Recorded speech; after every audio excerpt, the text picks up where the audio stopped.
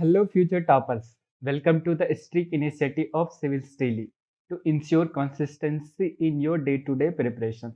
My name is Santosh Gupta and I will be taking up the prelims section of the strict initiative.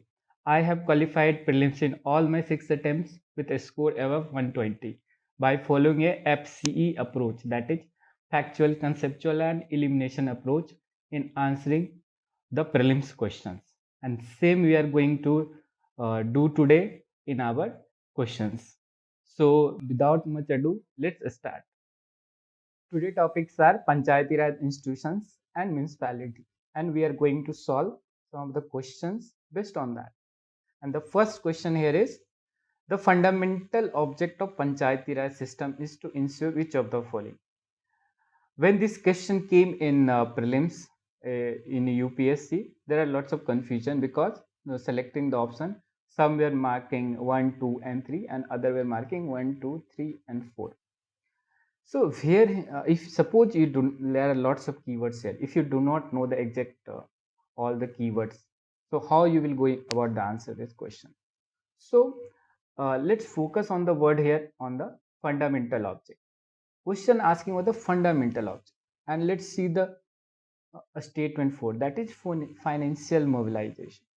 And we have seen that Panchayati Raj has not been able to mobilize much of the finance, and they are dependent upon the state government for much of their finances. And so the question is asking about the fundamental object. This cannot be fundamental because people's participation in development, that is the object of Panchayati Raj being discussed since the committee such as Balwant Rai Mehta or Ashok Mehta committee came in 1950s or 70s. People's accountability. This is one of the also the fundamental objective being discussed just after the independence, and democratic decentralization. This was one of the Gandhian dream. So first three sounds like a fundamental object, and the fourth, financial mobilization, this is more like a secondary objective. So if you remove here the fourth, so you automatically reach the option 1, 2, and 3. Otherwise, one should always know three fundamental objects of Panchayati Raj, that is first, second, and third. Moving on to next. Government enacted the Panchayat Extension to Areas Act in 1996. Which of the following is not identify its objective? Which of the following will be true here? So what happened that when through 73 and 74th amendment, Panchayat and municipalities came into being, it was thought that they in the original provisions they will not be suitable into the tribal areas, and that's why Bhuria committee was appointed in 1995, and they gave a report that okay, state will form a modified version of the panchayat that will give them more autonomy, provide self-governance. Traditional rights were issued also because tribals are deprived of their traditional rights, and also they are exploited too much. So that in Parliament in 1996 passed this act ensuring first self-governance and also recognize the traditional rights over the land, water, and forest, and also it protects gives Gram Sabha power to protect themselves from the exploitation, especially from the outsiders. So here, if you if you eliminate the option 3, that is create the autonomous region in tribal area, which is more like an objective through the sixth schedule state. That is, they create district autonomous district council. So if you remove the statement 3, we get to the correct answer. That is C 1, 2, and 4. Here you had to remember Bhuria committee, and later Bhuria commission was appointed in 2002, and it gave a further report, and it recommended that not tribal rights are still not being recognized, and hence it came the Forest Rights Act 2006, which recognized their individual and community land rights or rights on the minor forest produce. Moving on the next question, again on the Panchayati Raj. First is MG Narega has inbuilt provision for social audit. Any resident of Panchayat can do social audit who is a part of Gram Sabha. and CAG conducts audit and accounting and audit of PRIs by 73rd Amendment of the Constitution. Suppose you do not know the exact all these provisions that exist in MG-NREGA. So you can directly eliminate here the CAG part, that is 3. CAG does not conduct audit and accounting of PRI directly and not through the 73rd Amendment of the Constitution. So if you eliminate option 3, you are reached with only A and 1 and 2, that is option A. MG-NREGA does have provision for social auditing, and that is now being implicated in the other schemes also. And any resident who are the part of Gram Sabha, they can inspect the records and conduct social audit. And as far as CAG powers are going, CAG does have powers to audit the Gram Sabha accounts and Panchayat accounts within the DPC Act, that is Duties, Powers and Condition of Service 1971 Act.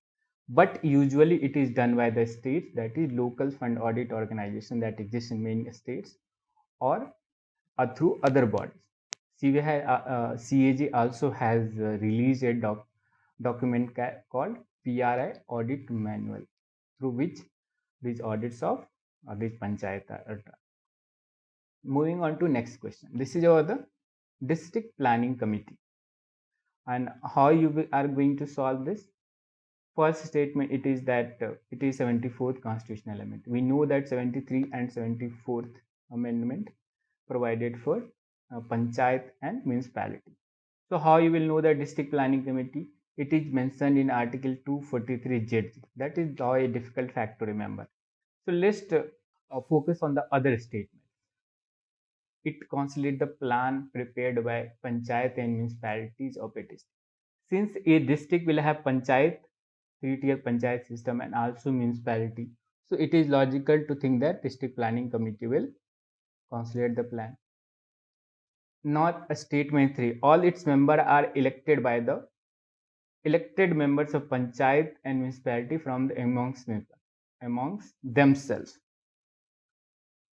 So all its members, since it's a planning body, if you put all the elected members only, they are not the experts. So how planning will be done?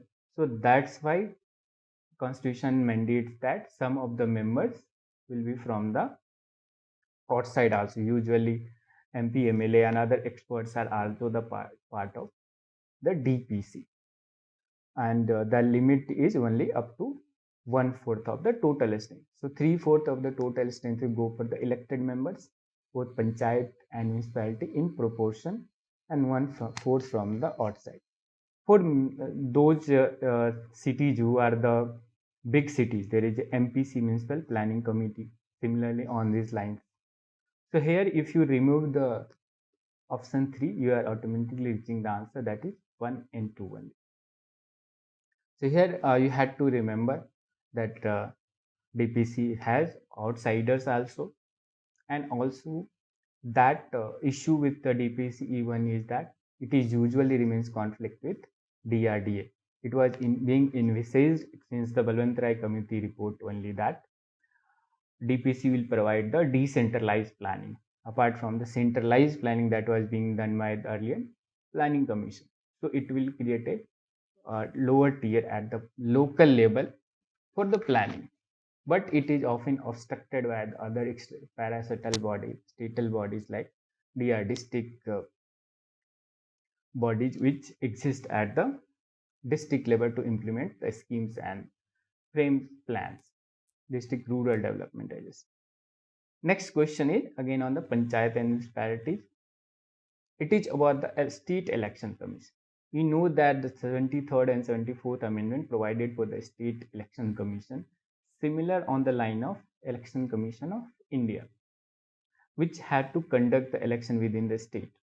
Now there are too many facts written here. How you will select the question if you do not remember all these things?